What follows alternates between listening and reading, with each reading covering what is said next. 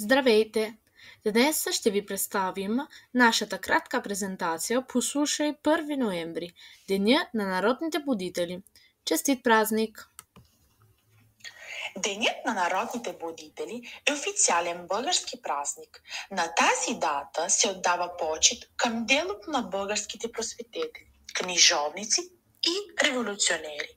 Първоначално на онези от епохата на Възраждането, Освобождението и първите години след него.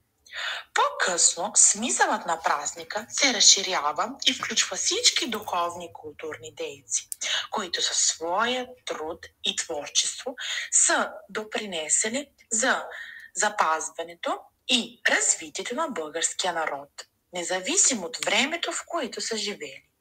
Денят се отбелязва всяка година на 1 ноември в цяла България.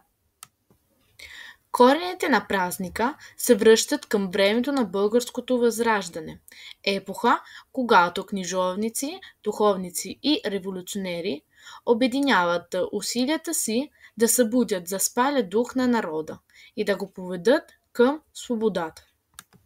Паисий Хилендарски със своята история славяно-българска пръв извикна в съзнанието на българина гордостта от собственото минало.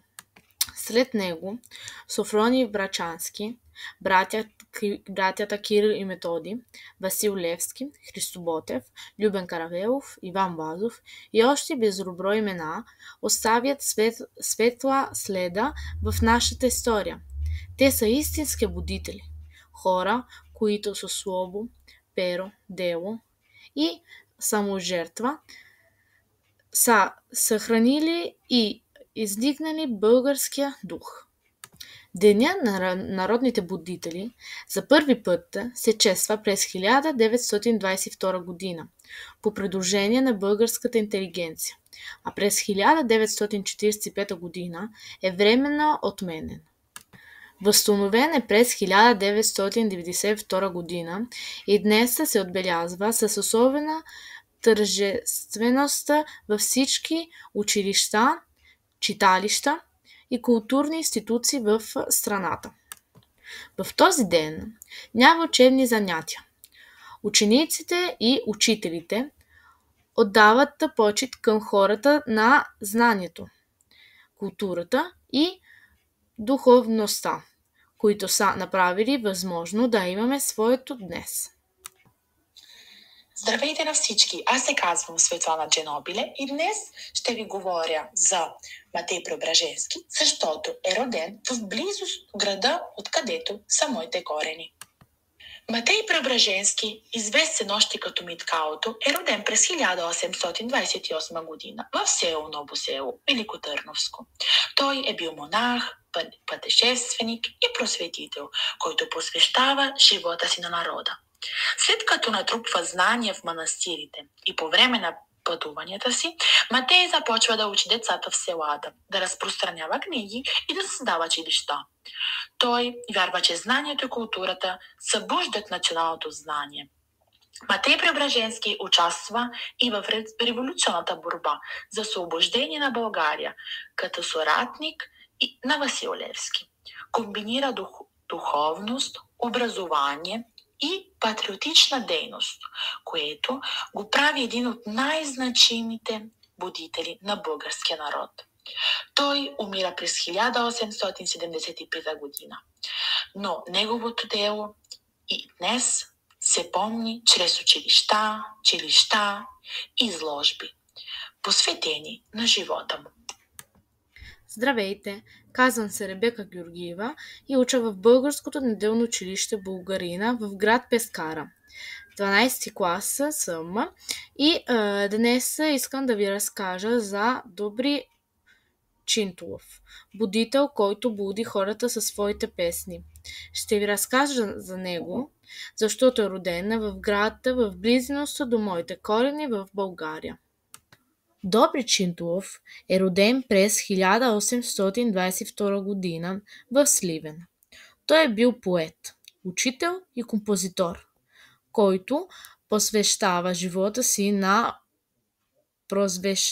въплъщението на българския народ по време на Възраждането. Чинтулов пише стихове песни с патриотично съдържание, който вдъхновяват хората да се борят за свобода и национална идентичност. Неговите произведения се изпълняват в училища и читалища и се изучават от поколения българи.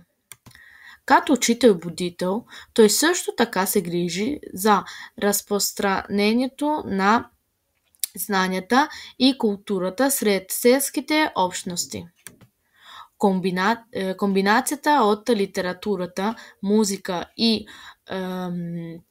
образование го прави един от най-значимите будители на българската история.